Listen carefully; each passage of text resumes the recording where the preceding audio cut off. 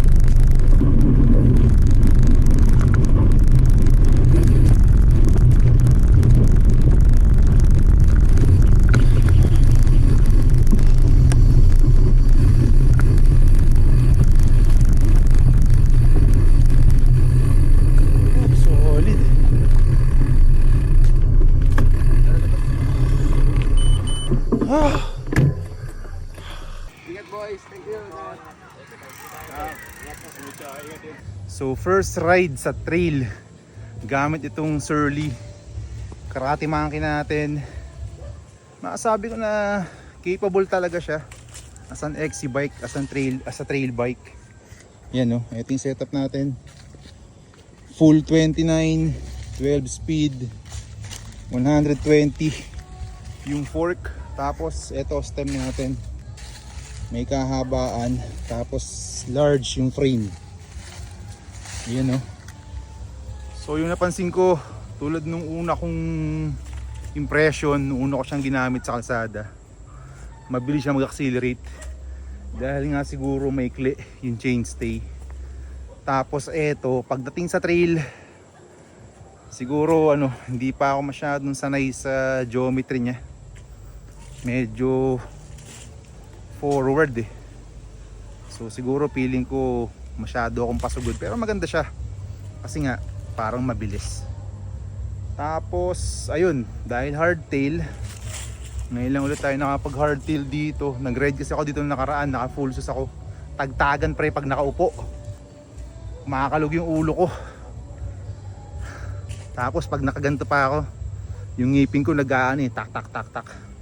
Pero pag nakatayo naman, all goods. Kapag yung naka-attack position tayo, taka palusong. So yun, lagi namang ganun. Yung bike, laging capable yan sa trail. Kahit anong ride pa yan, nasa rider lang talaga. So ako, hindi naman ako malakas, pero yung bike natin, capable. So practice pa.